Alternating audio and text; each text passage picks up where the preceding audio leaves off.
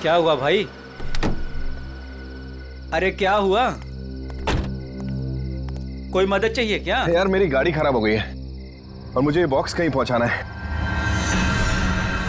हाँ वो तो ठीक है, पर है क्या इसमें? इसमें एक बहुत ही अनमोल चीज है और वक्त पे कहीं पहुंचानी पड़ेगी। मेहरबानी होगी यार तुम्हारी।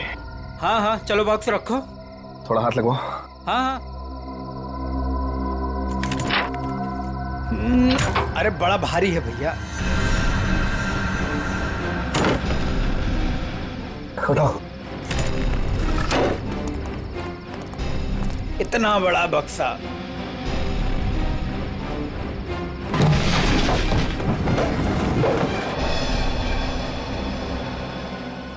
ये एड्रेस है, इस बक्से को इस जगह छोड़ देना। क्या मतलब है? आप नहीं आ रहे हो? एक मिनट, ये कुछ पैसे रखो, इसे सही जगह पहुंचाओ। बक्सा उतारिए। हाँ? मैंने कहा ना बक्सा उतारिए। अरे मुझे नहीं करनी आपकी मदद। अरे बेवकूफ समझा आपने? हाँ, बक्से में क्या है क्या नहीं है। तुम ये सब रखो यार, लेकिन टाइम पे बक्सा जिस एड्रेस पे बोला है वहां पहुंचा देना। हाँ देखिए मेरी एक शर्त है, बक्सा खोल के देखूंगा मैं। अरे क्या है क्या नहीं है इसमें। सुन मेरी बात सुन, मेरी नौकरी चली जाएगी, इसे मैं नहीं खोल सकता। बस पास में तो जाना है, प्लीज लेके जाओ ना यार। ठीक है भाई, भरोसा करता हूं मैं। इंसान इंसान के ही काम आता है।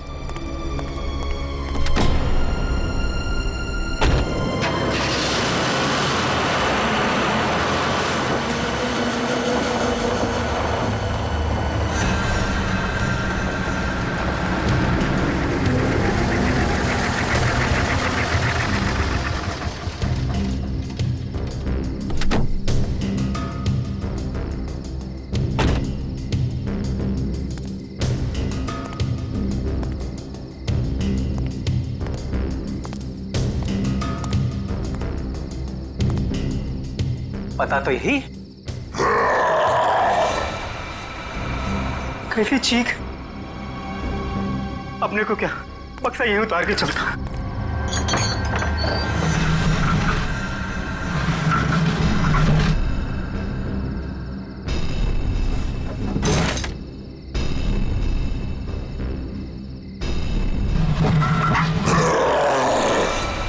बक्से में से चीख! हे भगवान!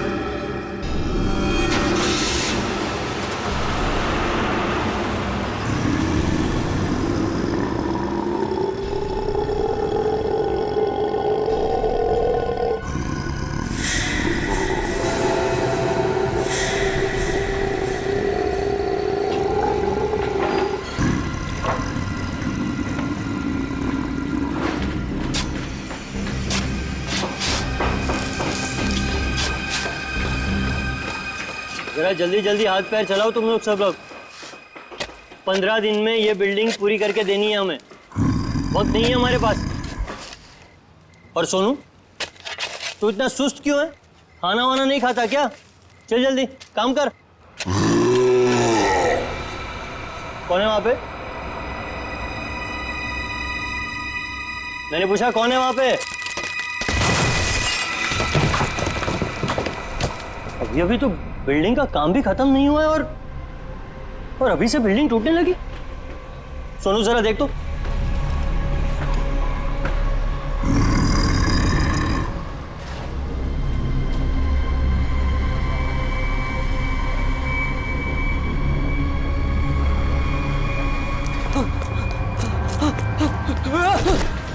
सब भागो यहाँ से, सोनू, वरना सब मारे जाओगे। सोनू हुआ क्या? सब अरे हुआ क्या?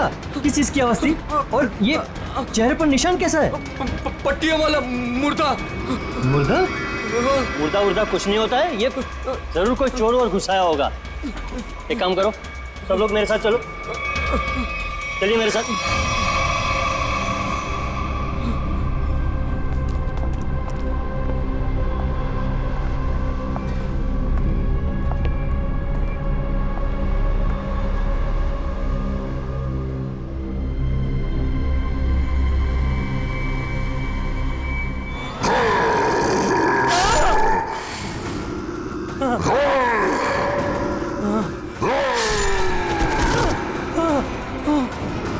भागो भागो, सब यहाँ से भागो, पट्टियों वाला मुर्दा, भागो।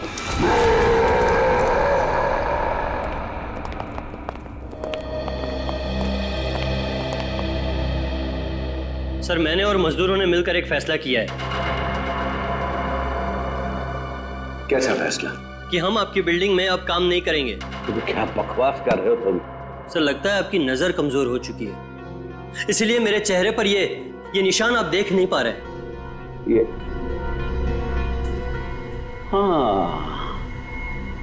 शराब पी के झगड़ा किया होगा। सर, ये उस आत्मा की देन है जो आपकी बिल्डिंग में है। आत्मा? क्या बकवास कर रहे हो तुम? हाँ? जानता था, मैं जानता था कि आप मेरी बातों पर विश्वास नहीं करेंगे, इसलिए मैं साथ में सोनू को भी लाया हूं। सोनू,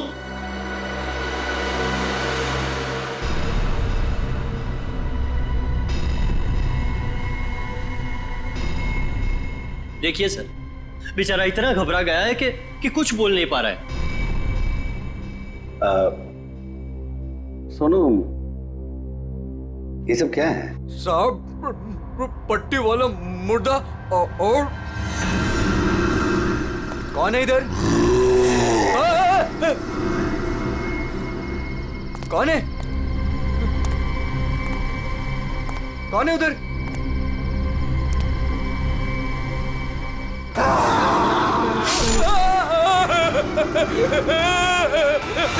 मुझे लगता है कि तुम सब लोग काम कम और नशा ज्यादा करते हो, तभी ऐसी बहकी बहकी बातें कर रहे हो। सर, अगर हमारी बातों पर यकीन ना हो तो कोई दूसरे मजदूर रख के क्यों नहीं देख लेते? जब वो अपनी आप बीती सुनाएंगे तब तो आपको विश्वास हो जाएगा ना। बिल्कुल रख लूंगा। इस शहर में मजदूरों की कोई कमी नहीं है। इस शहर में काम की भी कोई कमी नहीं है।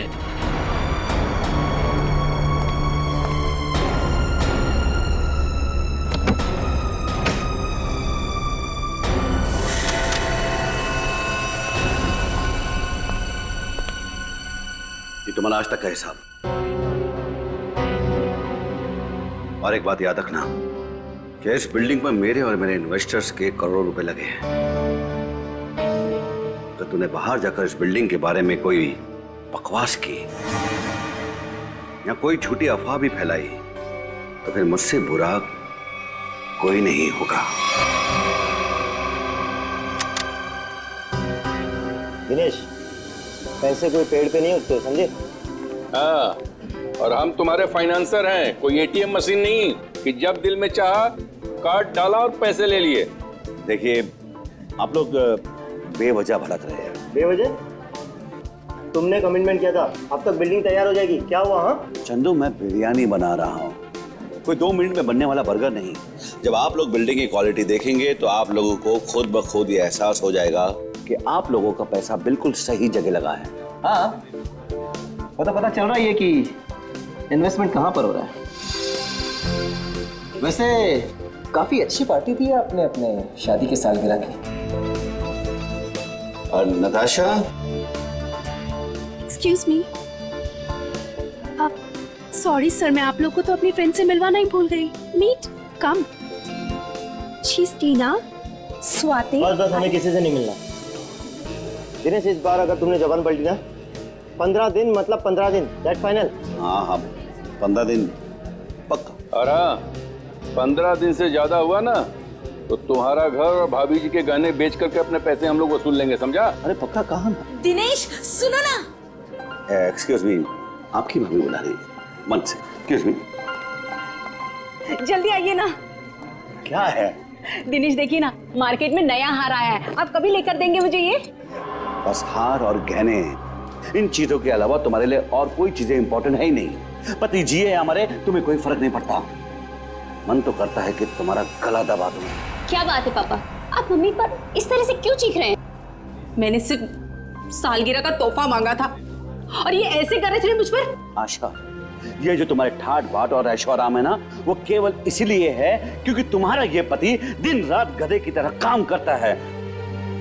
पापा, अगर आपके पास इतना ही पैसा है ना तो थोड़ा हम पर भी खर्च कर दो प्लीज। पहले तो आपने फ्लैट देने के लिए भी मना कर दिया, और अब जब मम्मी ने आपसे एक छोटा सा हार मांगा तो उसमें भी आपको दिक्कत है। तुम दोनों नालायक बच्चों को तो मैं कुछ दूंगा नहीं, और तुम लोग मेरे घर में रहते हो, इसी बात से खुश रहो।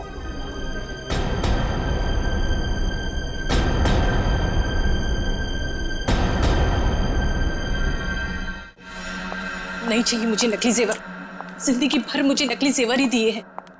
एक छोटा सा हीरे का हार ही तो मांगा था मैंने।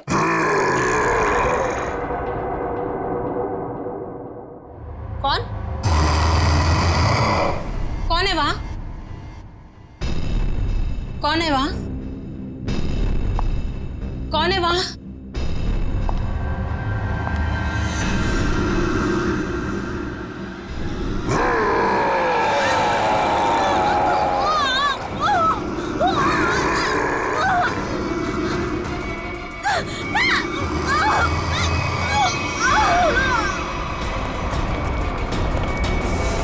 आशा, आशा, आशा, आशा, क्या मम्मी?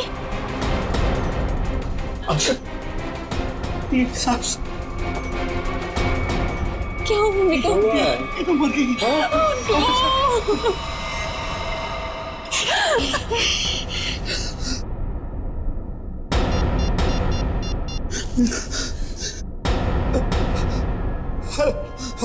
Hello CID.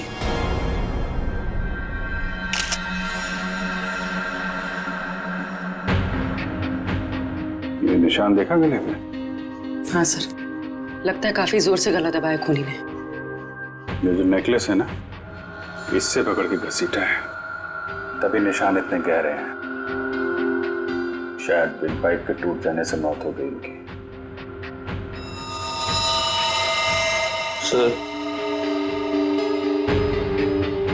खून के निशान कॉरिडोर में यहां तक आए हैं, और आशा जी की चप्पल। अपने आप को बचाने में बहुत स्ट्रगल किया होगा इन्होंने, पर खूनी ज्यादा ताकतवर निकला।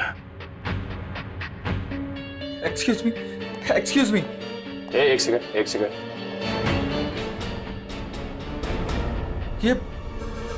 ये सब कैसे हो गया सुलेखा? आज तो इतना शुभ दिन था, शादी के सालगिरह वाले दिन। आपकी तारीफ? जी, मैं सुलेखा का हस्बैंड।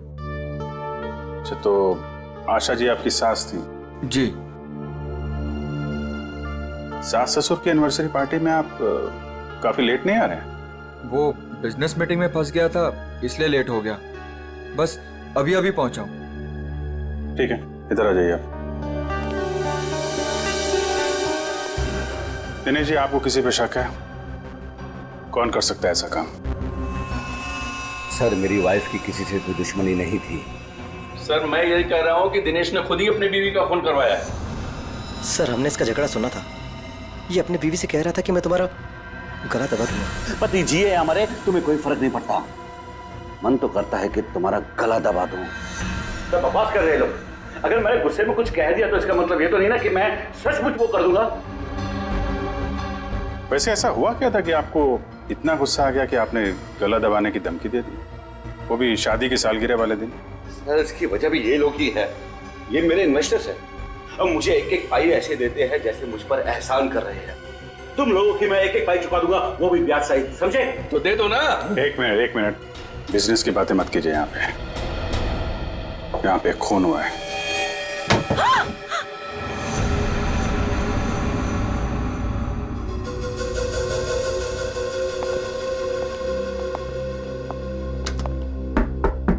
कौन है अंदर? दरवाजा खोलो।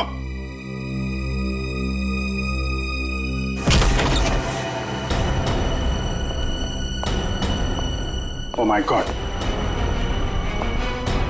कौन है ये? सुनिए। छोटो, कौन हो तुम हैं? और यहाँ क्यों छुप के बैठी हो? मुर्दा पट्टियों वाला मार डालेगा। सर डरी हुई है, ऊपर से जख्मी भी। देखो, आप बिल्कुल घबराइए मत। हम लोग सीआईडी से हैं। आपका नाम क्या है? कोमल। कोमल? कोमल, आप यहाँ क्यों छुप के बैठी थी? वो पट्टियों वाला मुर्दा बाहर घूमते हुए देखा। पट्टियों वाला मुर्दा? जैसे मैं यहाँ से बाहर निकली तो पट्टियों वाला मुर्दा बाहर था।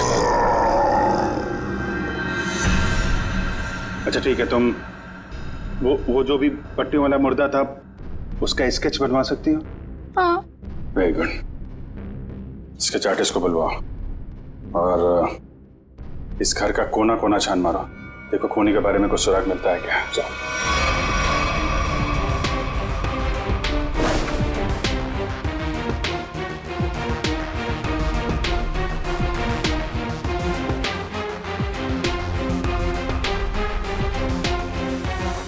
सर, सर ये पट्टी मिली है। क्या? यहाँ पर। कोमल ने देखा पट्टी वाला मुर्दा और यहाँ पे पट्टी का टुकड़ा मिला। सर, स्केच तैयार है। तो ये है वो पट्टी वाला मुर्दा। इस मुर्दे का और इस पट्टी का क्या राज है, जल्द से जल्द पता लगाना होगा। गले का हार बेचारी का फांसी का फंदा बन गया। जैसे ही खूनी ने हार खींचा, बेचारी कुछ नहीं कर पाई। सर वो आदमी गले का हार छीनने के लिए आया था, ऐसा लगता नहीं? वही तो सचिन, वही तो राज है। बड़ा अजीब तरीका ढूंढा खून करने का यार। हाँ जयवंती, डॉक्टर साहब को जरा स्केच दिखाओ। Yes sir. ये देखिए सर, ये मम्मी की ड्रेस है। मम्मी मतलब माँ? मम्मी नहीं प्रेडी, मम्मी। हजारों साल पहले जब इजिप्ट में राजा महाराजा मर जाते थे तो उनकी बॉडी को एम्बाम कर दिया जाता था। अलग अलग तरीके की सीक्रेट्स, दवाइयां, मरहम, बाम वगैरह लगा दिया जाता था उनकी बॉडी पर और बाद में इन पट्टियों से उसे ढक दिया जाता था। इससे मम्मी सड़ती नहीं थी। मर गए मतलब हजारों साल पुरानी लाश यहाँ पे आ गई और एक के बाद एक खून कर रही है। तो शायद अगला खून तुम्हारा होगा। मेरा हो गया? अब चुपचाप खड़े रहो। और एक बात ध्यान में रखो, मम्मी कभी सड़ती नहीं है और ना मम्मी कभी जिंदा होती है। अच्छा सर, ये जो पट्टी का टुकड़ा हमारे हाथ लगा है, कहीं ऐसा तो नहीं कि ये खूनी के साथ हाथापाई के दौरान आशा जी के हाथ आ गया? नहीं, ऐसे नहीं हुआ है। तारिका जी, आप ठीक है वहां पे? नहीं। फिर एक सीआईडी ऑफिसर बोल रहा है कि इनके हाथों में पट्टी आई थी, मतलब आई थी। सीआईडी ऑफिसर आसमान से उतरता है क्या? उससे गलती नहीं हो सकती। ये पट्टी का टुकड़ा जो आप लोग लेकर के आए हैं, ये हाथापाई में नहीं फटा है। अगर हाथापाई में फटता तो सीधा नहीं फटता, टेढ़ा मेढ़ा फटता, समझे? और ये टुकड़ा कोई मामूली टुकड़ा नहीं है। 1500 साल पुराना है ये टुकड़ा। 1500 साल? 1500 साल? 1500 साल? जी, किसी ने मम्मी की पट्टियां खरीद ली हैं। कहां से सालूं के साहब? ये इजिप्ट से? अरे यार, लोग पुरानी मम्मियां खोद खोद के निकाल रहे हैं और चोरी छिपे बाजार में बेच रहे हैं। ऐसी एक मम्मी शायद इंडिया में आ गई। बाप रे! लेकिन सर ये खूनी मम्मी बना क्यों होगा? हल्ला मचाने के लिए सचिन, हल्ला मचाने के लिए। ये खूनी चाहता है कि लोग उसे देखें और जोर जोर से चिल्लाए, मम्मी आ गई, मम्मी आ गई। ये खून उस खूनी मम्मी ने ही किया है और वो पट्टी का टुकड़ा जानबूझकर छोड़ गया है हमारे लिए सबूत।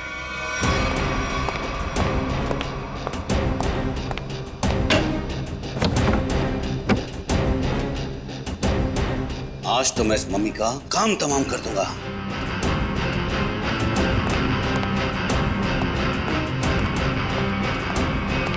सर, ये सोनू है, दिनेश की बिल्डिंग में काम करता है। अच्छा, सोनू साहब कोई पैसा वैसा नहीं था दिनेश साहब के पास, कंगाल थे वो। एक मिनट, कंगाल थे वो, कोई पैसा वैसा नहीं था दिनेश साहब के पास, क्या मतलब क्या है? नहीं साहब, वो तो सर से लेकर पांव तक कर्जे में डूबे हुए थे, और उस बिल्डिंग की वजह से। और जब से उस पट्टी वाले मुर्दे ने हम लोगों पे हमला किया है, उस बिल्डिंग का काम भी बंद पड़ा हुआ है। पट्टी वाले खूनी ने तुम पर हमला किया? तुम पर? सर, कहीं ये वही तो नहीं जिसने आशा जी का भी खून किया? हो सकता है, बिल्कुल हो सकता है। वैसे वो पट्टी वाला खूनी दिखता कैसे है? सर, पट्टियों में लिपटा हुआ, एकदम सड़ा सा मुंह, चेहरे पे खून लगा हुआ था जैसे उसको कोई चोट लगी हो। मतलब उसकी सर आवाज भी बहुत अजीब सी थी, उसकी सर आवाज भी।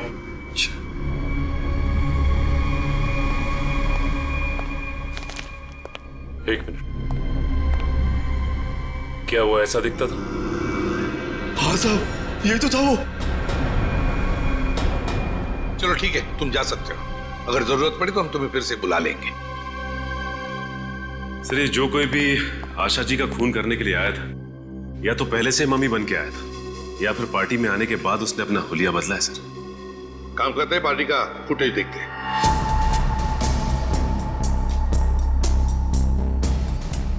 एक मिनट, पॉज करो। ये देखो, ये है ना महेश, आशा जी की बेटी सुलेखा का पति महेश। हाँ सर, लेकिन ये तो कह रहा था कि आशा जी की मौत के बाद आया था ये पार्टी में। झूठ बोला हमसे, वो झूठ बोला।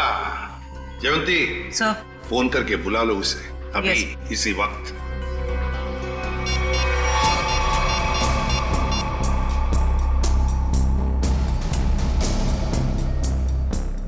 सर, फोन नहीं उठा रहा है। महेश फोन नहीं उठा रहा है, उसकी आधी कारस्तानी तो इसी से समझती है। रेडी, मोबाइल फोन रिकॉर्ड्स निकालो उसके।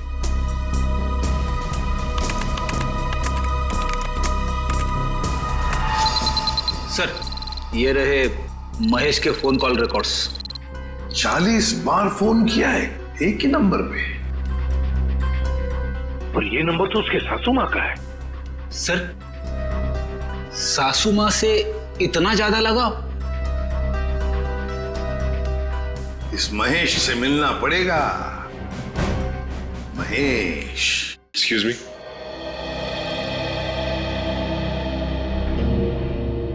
क्या महेश घर पे है इस वक्त? नहीं सर, महेश जी तो अभी घर पे नहीं है। लेकिन प्रॉब्लम क्या है सर? देखिए, महेश ने हम सबसे झूठ बोला। जब आपकी मां का खून हुआ, उससे पहले ही महेश वहां मौजूद था। आपका मतलब है मेरे पति ने खून किया है? देखिए, हमें उस पर शक है। लेकिन सर वो ऐसा क्यों करेंगे? पैसों के लिए, पैसों के लिए किया होगा उसने। सर पैसों के लिए? लेकिन सारा पैसा तो डैडी के पास है, उन्होंने आज तक माँ को कभी कुछ नहीं दिया। तो फिर महेश जीजू क्यों हत्या करेंगे मेरी मॉम की? अब ये सब कुछ तो हमें महेश ही बताएगा। लेकिन हाँ, अगर महेश आपसे कांटेक्ट करता है तो हमें खबर कीजिए। तो फ्रेडी, इस महेश का मोबाइल ट्रैक करो, सब पता चल जाएगा।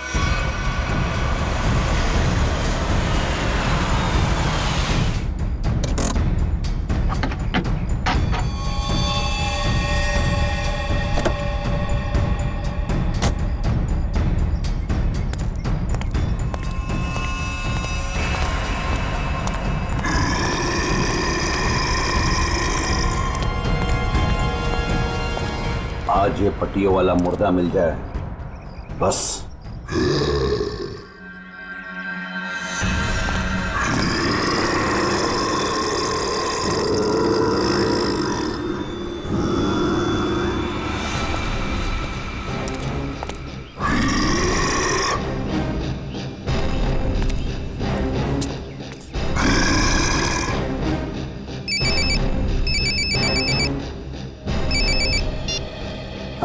हेलो। हाँ हाँ हाँ जीतू भाई, हाँ आपके लिए खुशखबरी है। हाँ जी, बिल्डिंग का काम बहुत जल्द शुरू होने वाला है। कोई मजदूर वहाँ काम करने को तैयार नहीं है। क्या तुम वहाँ का सारा काम खुद करोगे? नहीं जीतू भाई, मैं उस वजह को ही खत्म कर दूंगा जिसके कारण सारे मजदूर डरे हुए हैं। आज उस पट्टी वाले मुद्दे का दी एंड है।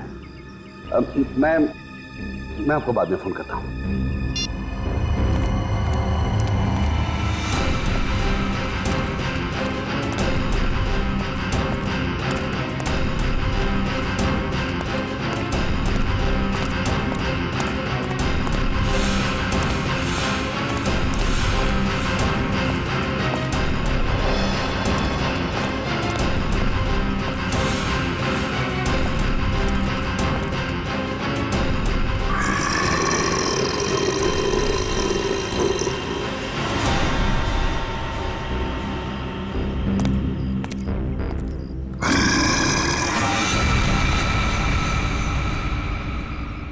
आवाज आई, यहीं से आवाज आई।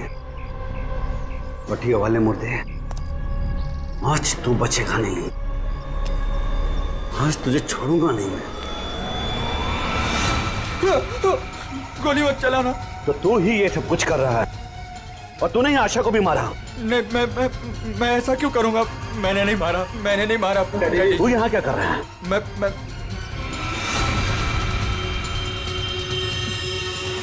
डैडी, वो आपके पीछे है। ना महेश, मैं तेरी किसी भी चाल में आने वाला नहीं। मैं सच कह रहा हूँ, वो पट्टी वाला मुर्दा आपके पीछे ही है।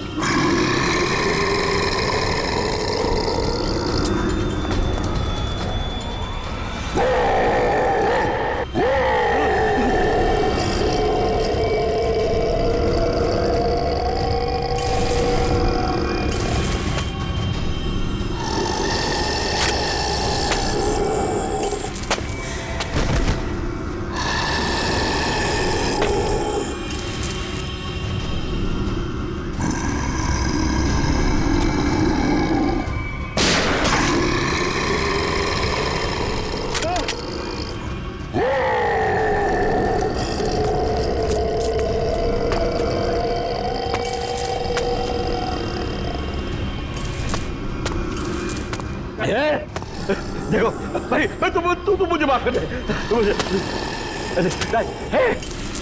क्यों मेरे पीछे पीछे कुछ भी नहीं है। देखो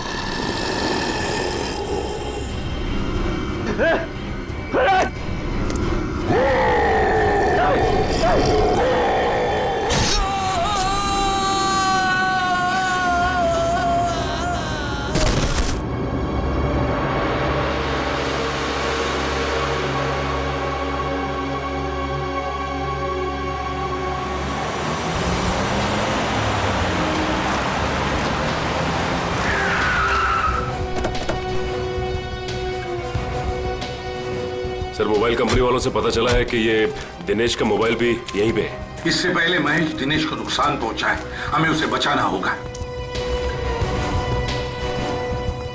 अरे सर, दिनेश, चलो देखते हैं।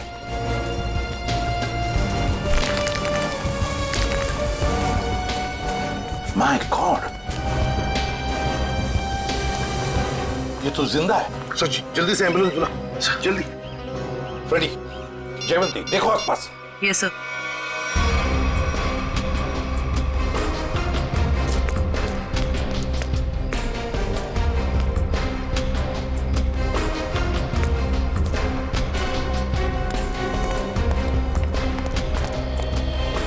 महेश सर। हाँ फ्रेडी, क्या हुआ? सर, महेश बेहोश है। महेश, महेश।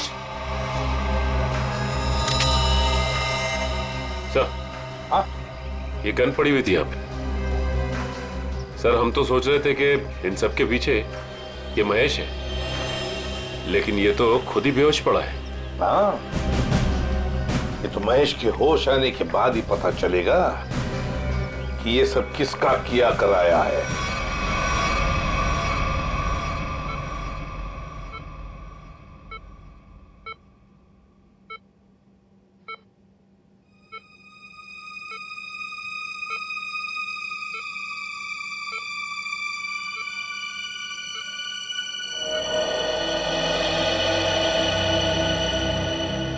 डॉक्टर साहब, अब कैसी तबीयत है मेरे पापा की?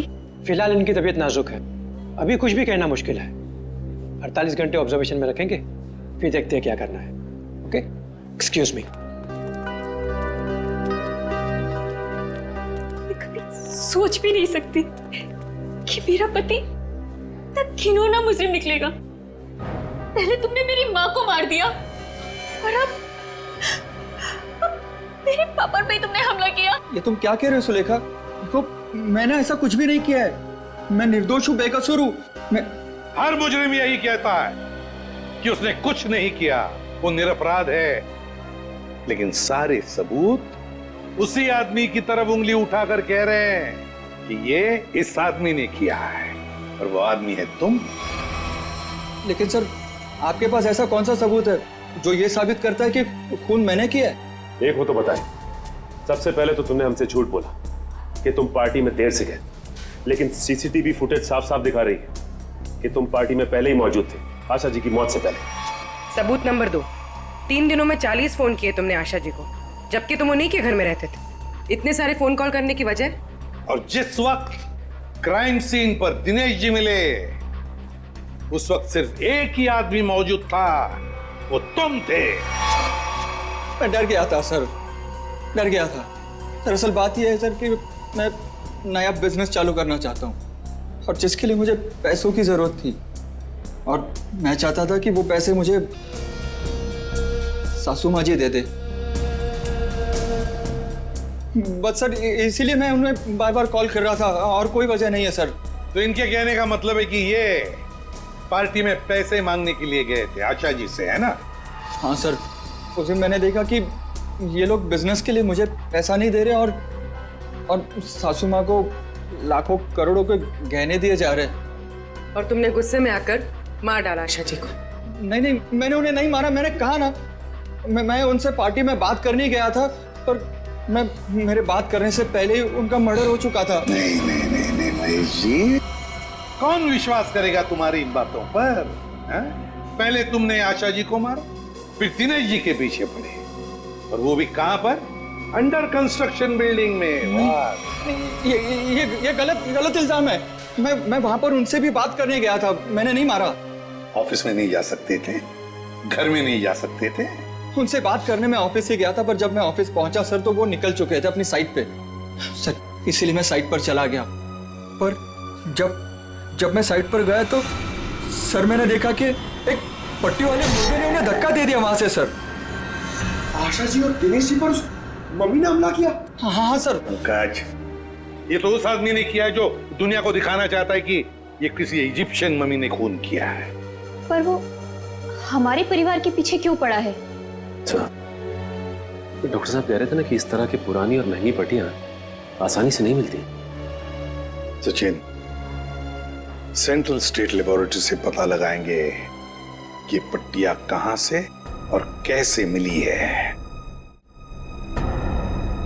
मैं सीआईडी से आपसे मिलना चाहती। डॉक्टर चारू, आप ही? हाँ, मैंने ही आपको फोन किया था। डॉक्टर चारू, इस पट्टी को पहचानती हैं? ओह माय गॉड, ये पट्टी आपको कहाँ से मिली? ये पट्टी तो हमारी लैब से चुराई गई थी। इस सिलसिले में एक डॉक्टर को काम से भी निकाल दिया गया। आइए।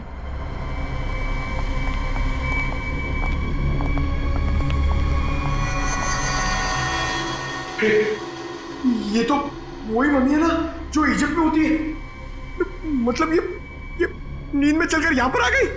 अब भी अच्छा मजाक कर लेते हैं। दरअसल हर साल इजिप्ट से इन मम्मीज को हमारे यहाँ रिसर्च के लिए भेजा जाता है, और सर ये मम्मीज 1500 साल पुरानी है। तो क्या सिर्फ इन्हीं मम्मीज की पट्टी गायब है? हाँ सर, कुल 5 मम्मीज की पट्टियाँ चोरी हुई थी, जिसमें से 2 पे मैं काम कर रही हूँ इन्हें गलने से बचाने के लिए। अच्छा, आप कह रही थी ना कि एक डॉक्टर को काम से निकाल दिया गया पट्टी चुराने के इल्जाम में, उसकी डिटेल मिल सकती है हमें? हाँ सर, देती हूँ।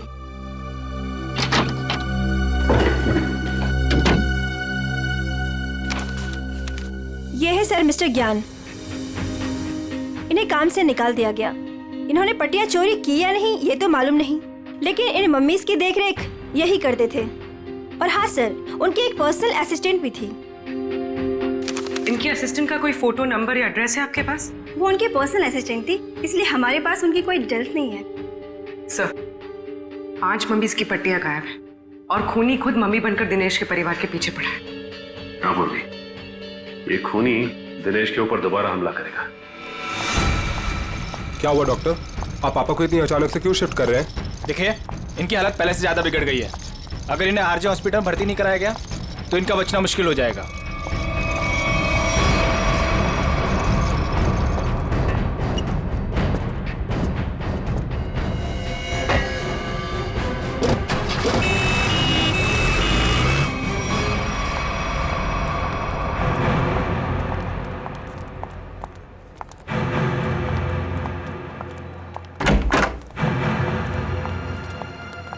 दिनेश जी तो कहीं दिखाई नहीं दे रहे यहाँ पे। वही तो, चलो देखते। अरे डॉक्टर साहब। हाँ जी, ये पेशेंट मिस्टर दिनेश का है? हाँ जी, उनको तो डिस्चार्ज दे दिया है। क्या मतलब तबीयत सुधर गई थी उनकी? नहीं, तबीयत तो नाजुक ही थी, पर उनके परिवार वालों को शायद भरोसा नहीं था कि उनका यहाँ अच्छा इलाज होगा। तो उन्होंने दूसरे डॉक्टर को फोन किया और वो यहाँ से दूसरे हॉस्पिटल ले गए। कौन से hospital? RJ hospital. RJ hospital, उसका नंबर तो होगा ना यहाँ पर? हाँ जी, रिसेप्शन पे होगा। चलिए आइए, बात करा देता हूँ।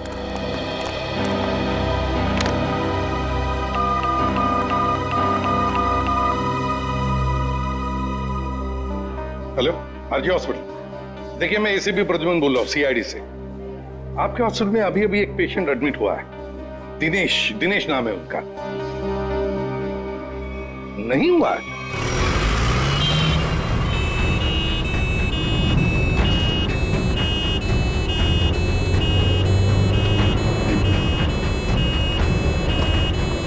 काम हो गया बॉस, तीर कमान से निकल चुका है। आप निशाना तैयार रखो।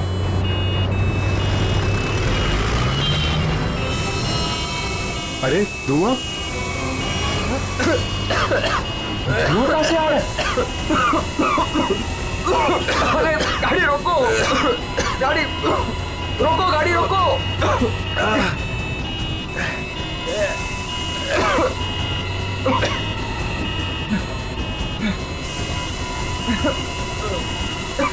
धुआं बढ़ते ही जा रहा है ये।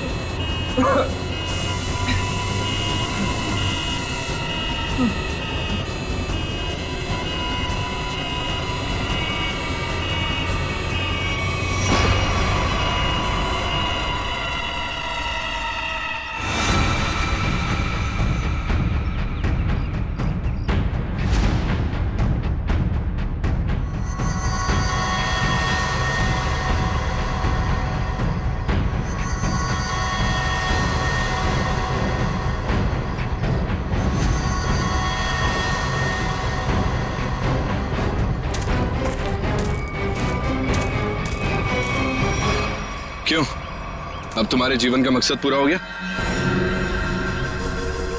हाँ, पिछले 10 साल से मैं इसी दिन के तो सपने देखती आई हूँ। और देखो, आज मेरा सपना पूरा हो गया। नहीं,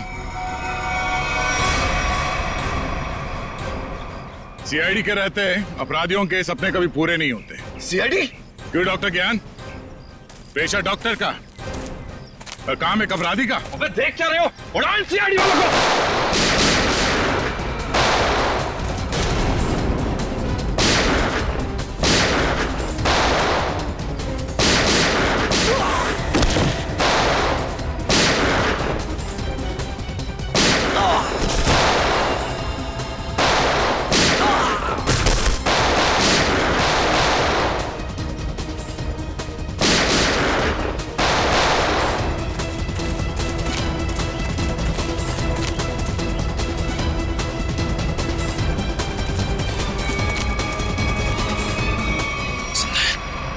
सबके सब बेहोश हैं, इनको होश में आना पड़ेगा।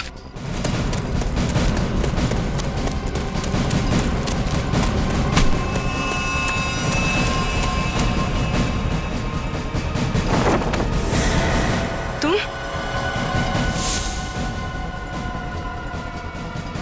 जिंदा लोगों को मम्मीफाई करी थी ना? मैं तुम्हें सिखाती हूँ मम्मीफिकेशन किसे कहते हैं। अपराधियों को मम्मीज बनाने का काम हम करते हैं।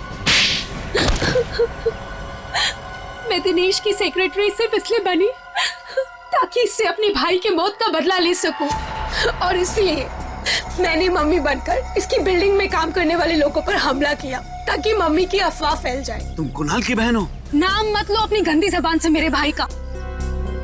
एक वक्त था जब वो तुम्हारा सबसे करीबी दोस्त था, और तुमने क्या किया? दोनों साथ गए थे ना विदेश पैसा कमाने के लिए। सर, इसको सहयोग से एक मम्मी मिली, और मेरा भाई चाहता था कि वो ये मम्मी वहां की देश की सरकार को सौंप दे, लेकिन ये दिनेश उसे ग्रे मार्केट में बेचना चाहता था। सर ऐसा सर।